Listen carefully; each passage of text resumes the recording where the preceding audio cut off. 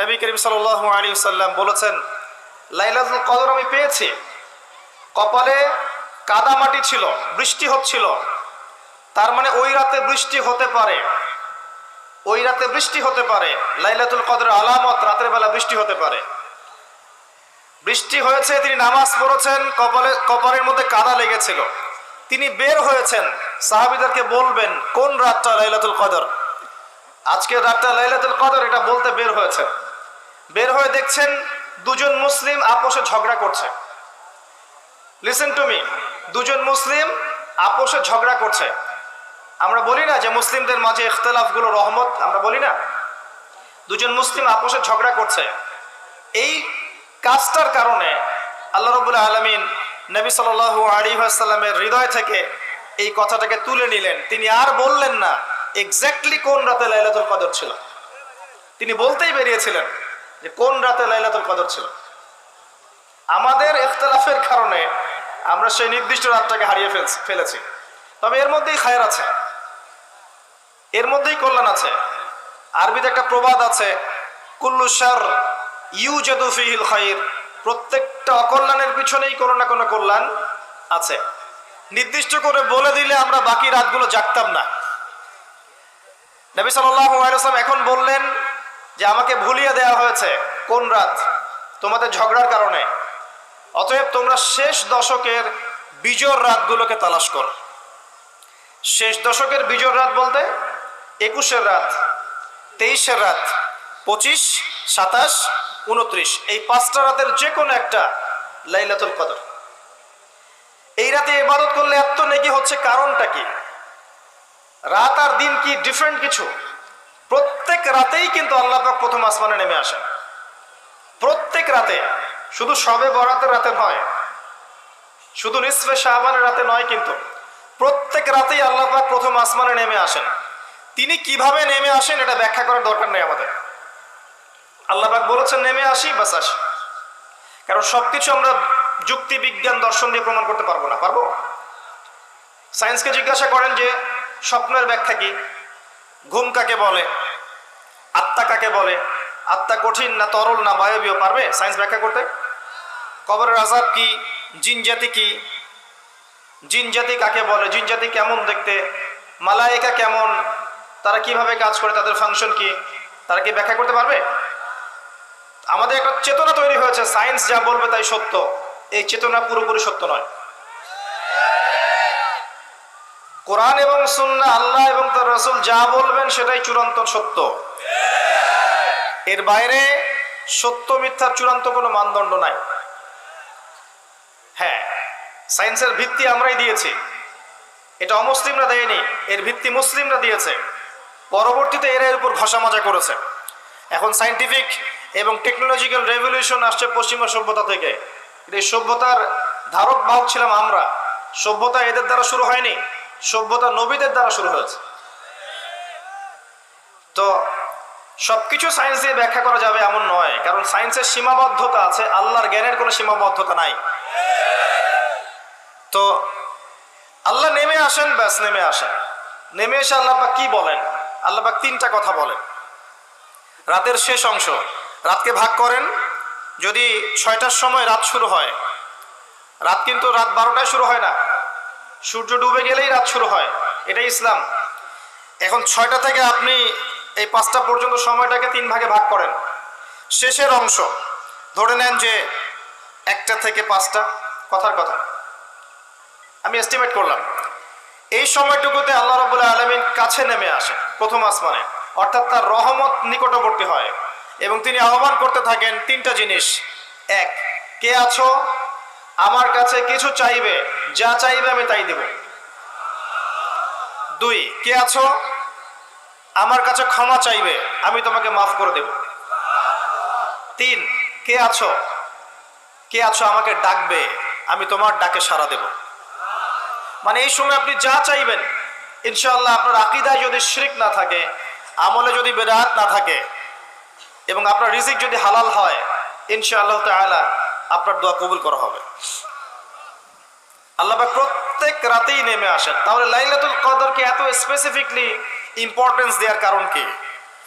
একটাই কারণ, মনে রাখবেন, লাইলাতুল কদরকে মর্যাদামণ্ডিত করার এবং রমাদান মাসকে শ্রেষ্ঠ মাস মর্যাদামণ্ডিত করার একটা কারণ, only one reason behind it, সেটা হচ্ছে এই মাসে এবং এই রাতে আল কোরআন নাজিল হয়েছে। কথা কি বুঝতে পারছেন? কোরআন নাজিলের কারণেই এই মাসটা মহামান্বিত, কোরআন নাজিলের কারণেই এই রাতটা সম্মানিত। আসুন সামনে যাই। নবী করিম সাল্লাল্লাহু আলাইহি ওয়াসাল্লাম যখন এই জাহেলি যুগে বাস করছেন, এই লাইলাতুল কদরে রমাদান মাসে আল্লাহ পাক কোরআন নাজিল করলেন। কি জন্য নাজিল করলেন? কারণ এই সমাজটাকে পরিবর্তন করার জন্যে, সমাজের জাহিলিয়াতগুলোকে দূর করার জন্যে নবী করিম সাল্লাল্লাহু আলাইহি ওয়াসাল্লাম প্রচণ্ড ফিকির করতেন। কি করা যায়, কি করলে মানুষগুলো শিরক ছেড়ে দিবে, কি করলে সুদ বন্ধ হবে, কি করলে মাদক থেকে মানুষ দূরে থাকবে, কি করলে নারীর সম্মান বৃদ্ধি পাবে। তিনি ভাবতেন কিভাবে গোত্রীয় হানাহানি বন্ধ করা যায়, তিনি এগুলো ভাবতে থাকতেন। হেরা গুহায় বসে তিনি এগুলো ভাবতেন কি করা যায়। যুবক বয়সে তিনি হিলফুল ফুজর তৈরি করেছেন এগুলো সমস্যা দূর করার জন্য, কিন্তু পরিপূর্ণরূপে সফল হয়েছেন বলতে পারি না আমরা, কারণ তখন ওহী আসেনি। এই ভাবতে ভাবতে ভাবতে ভাবতে একদিন এক রাতে তার কাছে আল্লাহর পক্ষ থেকে কোরআন নাজিল হলো। সূরা আলাকের প্রথম 5টা আয়াত, বিসমিল্লাহির রহমানির রহিম, ইকরা বিসমি রাব্বিকাল্লাযী খালাক। পড়ুন আপনার রবের নামে যিনি আপনাকে সৃষ্টি করেছেন। খালাকাল ইনসানা মিন আলাক, যিনি মানুষকে সৃষ্টি করেছেন জমাট বাঁধা রক্তপিণ্ড থেকে। আমরা সবাই জমাট বাঁধা রক্তপিণ্ড ছিলাম মায়ের পেটে। আজকে আমরা আল্লাহ দ্রোহী হয়েছি, কিন্তু আমরা পেটের মধ্যে এতটুকু জমাট বাঁধা রক্তপিণ্ড ছিলাম। সূরা ইয়াসিনের মধ্যে আল্লাহ পাক এই কথাটা বলেছেন, তোমাদেরকে তো নুতফা থেকে সৃষ্টি করেছি, ফাইদা হুয়া খাসীমুম মুবিন, যখন সে বড় হয়েছে সুস্পষ্টভাবে আল্লাহর বিরুদ্ধাচরণ করছে। আমরা কি জন্য বেঁচে আছি? আমরা যদি না থাকি এই পৃথিবীতে, আল্লাহর দ্বীনের কোনো ক্ষতি হবে? এই পৃথিবীর আবর্তন থেমে যাবে? আমাদের বউ বাচ্চা কাচ্চা, বাবা মা, স্ত্রী সন্তান, এরা কি না খেয়ে মারা যাবে? মনে করেন আমরা এখন সবাই মরে গেছি, কথার কথা বলছি, নাউজুবিল্লাহ, আমাদের পরিবারগুলো কি থেমে যাবে? আত্মীয় স্বজন থেমে যাবে? আমাদের সমাজ থেমে থাকবে? কেউ থেমে থাকবে না। মাঝখান থেকে আমরা আমাদের জীবনের সময়টা হারিয়ে ফেললাম। অতএব আমরা আল্লাহর জন্য বাঁচি, আল্লাহর দ্বীনের জন্য। এখন দ্বীনের ক্ষতি যারাই করবে তাদের বিরুদ্ধেই সোচ্চার হতে হবে। আল্লাহ পাক বোঝার তৌফিক দান করুন। আমি যে কথা বলছিলাম, কোরআন নাজিল হয়েছে লাইলাতুল কদরে। এখন এই কদরের রাতকে ইবাদতের জন্য খাস করে নিতে হবে। শেষের দশক এবং বিজোড় রাত 21, 23, 25, 27, 29। বলছিলাম রমাদান মাস এবং লাইলাতুল কদরকে সম্মানিত করা হয়েছে একটা কারণেই, কারণ এই মাসে এই রাতে আল কোরআন নাজিল করা হয়েছে। এটাই কারণ। কোরআন কখন নাজিল হলো? যখন সমাজে সুদ আছে, মদ আছে, জেনা আছে, ব্যভিচার আছে, শিরিক আছে, এরকম সমাজে প্রথম কি নাজিল হলো? পড়ো। প্রথমে নাজিল হয়নি শিরিক করো না, প্রথমে নাজিল হয়নি যে সুদ খেও না, প্রথম আয়াত এটা ছিল না জেনা করো না, প্রথম আয়াত এটাও ছিল না মূর্তি পূজা করো না। হ্যাঁ, প্রথম আয়াত কি? ইকরা, পড়ুন।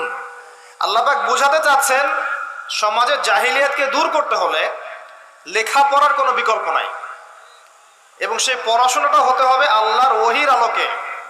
যে ওহীটা আল্লাহ পাক নাজিল করেছেন এর বেসিসে আপনাকে পড়াশোনা করতে হবে। এই জ্ঞানটা দিয়ে আপনি সমাজ সংস্কার করতে পারবেন ইনশাআল্লাহ তাআলা। এর সাথে উপকারী জ্ঞানগুলো কি নিব না? অবশ্যই নিব। ওহীর জ্ঞানের সাথে, কোরআন সুন্নাহর জ্ঞানের সাথে আমি ইতিহাসের জ্ঞান নিব, আমি পলিটিক্যাল সায়েন্সের জ্ঞান নিব, আমি দর্শনের জ্ঞান নিব, জিওপলিটিক্সের জ্ঞান নিব, প্রয়োজনে আমি সায়েন্সের জ্ঞান নিব, আমি কমার্সের জ্ঞান নিব, আর্টসের জ্ঞান নিব, মেডিকেল সায়েন্স পড়বো, ইঞ্জিনিয়ারিং পড়বো, সবই পড়বো, কিন্তু বেসিকটা কি হবে? কোরআন, সুন্নাহ, ইসলাম। এরপর আপনি ডাক্তার হন, ইঞ্জিনিয়ার হন, পলিটিশিয়ান হন, সামাজিক নেতা হন, প্রশাসনের ক্যাডার হন, আপনার জন্য মোবারকবাদ। আপনি যেখানেই যাবেন সেখানেই বরকত ছড়াবেন ইনশাআল্লাহ। যে পলিটিশিয়ানের ভিতরে তাকওয়া আছে তার দ্বারা দুর্নীতি সম্ভব না। যে প্রশাসনের কর্মকর্তার ভিতরে তাকওয়া আছে সে ঘুষ নিতে পারবে না, দুর্নীতি করতে পারবে না। যে আলেমের ভিতরে তাকওয়া আছে সে দিনকে দুনিয়ার বিনিময়ে বিক্রি করবে না। যে ডক্টরের ভিতরে তাকওয়া আছে সে ডাক্তার হবে, কসাই হবে না। যে ইঞ্জিনিয়ারের ভিতরে তাকওয়া আছে সে দেখবেন সত্যিকারের প্রকৌশলী হবে, সে কিন্তু চোর হবে না। ভিতরটা চেঞ্জ করতে হবে, ভিতরটা, এর নাম তাকওয়া। ভিতরটা চেঞ্জ করবে একটা জিনিস, আল্লাহর ওহী, কোরআন এবং সুন্নাহ, ইসলাম, এটা আপনার ভিতরকে পরিবর্তন করবে। আর আমরা অনেক বড় বড় কথা বলি অনেক সময়, কিন্তু মূল কাজটা হচ্ছে ভিতরটা পরিবর্তন করা। আমাদের সবার সাথে যার যার কলব যাবে, যার যার আমল যাবে। আল্লাহ পাক আমাকে কলার চেপে ধরে বলবেন না যে বাংলাদেশে ইসলামী খেলাফত কায়েম করে আসো নাই কেন, এটা আল্লাহ পাক আমাকে বলবেন না।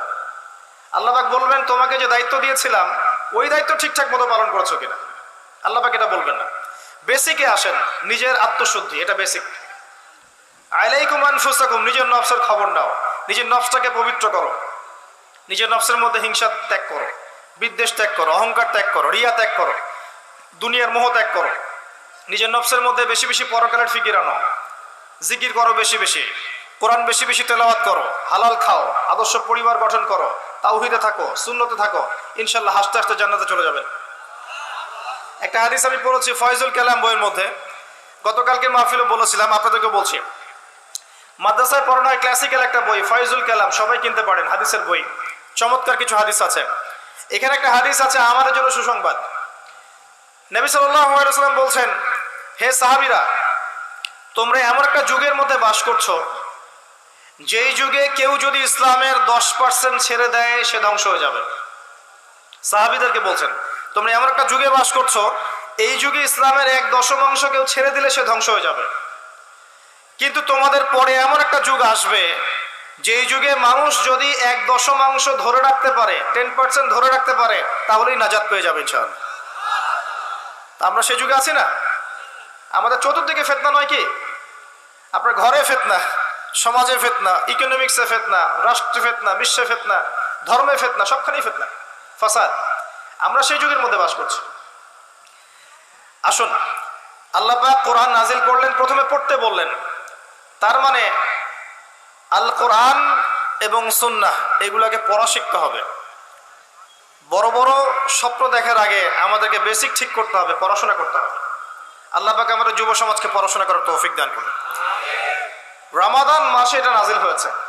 আল্লাহ পাক সূরা বাকারায় বলছেন, শাহরু রমাদানাল্লাযী উনজিলা ফীহিল কুরআন, রমাদান সেই মাস যেই মাসে কোরআন নাজিল করা হয়েছে। কি জন্য নাজিল করা হয়েছে? হুদাল লিন-নাস, এই কোরআন হচ্ছে মানব জাতির জন্য হেদায়েত, নট অনলি ফর মুসলিমস। এটা শুধু মুসলিমসদের জন্য হেদায়েত নয়, হুদাল লিন-নাস, পুরো মানব জাতির জন্য হেদায়েত। কোরআনে ইহুদির জন্য হেদায়েত আছে, খ্রিস্টানের জন্য আছে, অমুসলিম হিন্দুদের জন্য আছে, সবার জন্য কোরআন। এটা সাম্প্রদায়িক কোনো কিতাব নয়, এটা টোটালি অসাম্প্রদায়িক একটা বই।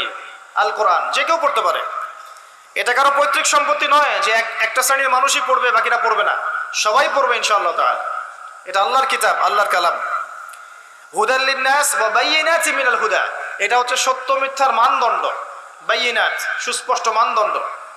আর কি ওয়াল ফুরকান, প্রমাণ, হুজ্জাত, দলিল। এটা আল্লাহ পাক কোরআন সম্পর্কে বলছেন। আরেকটা জায়গায় চলে যাই, চলেন সূরা নাহল এর 89 নম্বর আয়াতে চলে যান। আল্লাহ পাক বলছেন, ওয়া নাযালনা আলাইকাল কিতাব, হে নবী আমি আপনার প্রতি এমন একটা কিতাব নাজিল করেছি, অর্থাৎ আল কোরআন। ওয়া নাযালনা আলাইকাল কিতাব তিবয়ানান লিকুল্লি শাই, যেই কিতাবটা প্রত্যেকটা বিষয়ের ব্যাখ্যা। আপনি কি আমার কথা শুনতে পারলেন? আল্লাহ বলছেন কোরআন প্রত্যেকটা বিষয়ের ব্যাখ্যা। আপনার ব্যক্তি জীবন এখানে আছে, আপনার ব্যবসায়িক জীবন এখানে আছে, অর্থনৈতিক জীবন এখানে আছে, পারিবারিক জীবন এখানে আছে, সামাজিক লাইফ এখানে আছে, সবকিছু আছে। তিবিয়ানান লিকুল্লি শাই, প্রত্যেকটা বিষয়ের ব্যাখ্যা এখানে আছে। তিবিয়ানান লিকুল্লি শাই ওয়া হুদা ওয়া রাহমাতান ওয়া বুশরা লিল মুসলিমিন, এই কোরআন হচ্ছে হেদায়েত এবং রহমত, দয়া। ওয়া বুশরা লিল মুসলিমিন, মুসলিমদের জন্য সুসংবাদ এই কোরআন। শুরুতে আছে আলিফ লাম মিম যালিকাল কিতাব লা রাইবা ফিহি, এটা এমন একটা কিতাব যেই কিতাবের মধ্যে কোনো সন্দেহ নাই। কোন লেখক বলতে পারে আমার বইয়ের মধ্যে কোনো সন্দেহ নাই? সন্দেহের কোনো অবকাশই নাই। লা রাইবা ফিহি হুদাল লিল মুত্তাকিন, মুত্তাকিদের জন্য এটা হেদায়েত। মুত্তাকি কারা? আল্লাযীনা ইউমিনুনা বিল গায়ব, যারা অদৃশ্যে বিশ্বাস করে। ঈমানের 6 পিলার সবই অদৃশ্য নয় কি? আল্লাহ অদৃশ্য, ফেরেশতা অদৃশ্য, আসমানে আগের কিতাবগুলো দেখি নাই, অদৃশ্য, নবী রাসূলগণ দেখি নাই, অদৃশ্য, পরকাল ওয়াল ইয়াউমিল আখির দেখি নাই, অদৃশ্য, ওয়াল কদরি খায়রিহি ওয়া শাররিহি তাকদীর অদৃশ্য। আল্লাযীনা ইউমিনুনা বিল গায়বি, মুত্তাকি তারা যারা গায়েবে বিশ্বাস করে, অদৃশ্যে বিশ্বাস করে। আর এখনকার শিক্ষা দর্শন আমাদেরকে শেখায় পশ্চিমাদের, চোখে যা দেখবো না বিশ্বাস করবো না। হ্যাঁ, তাদের দর্শন এরকম, যুক্তি দিয়ে প্রমাণ করতে পারবেন না, বিশ্বাস করবো না, বৈজ্ঞানিক ব্যাখ্যা দিতে পারবেন না, বিশ্বাস করবো না, সায়েন্টিফিক্যালি প্রুভড হতে হবে তারপর বিশ্বাস করব। অনেক সময় দেখা যায় মুসলিমরাও এর গোলক ধাঁধায় পড়ে যায় এবং বলে নামাজের উপকারিতার সায়েন্টিফিক ব্যাখ্যা বলেন তারপর নামাজ পড়বো।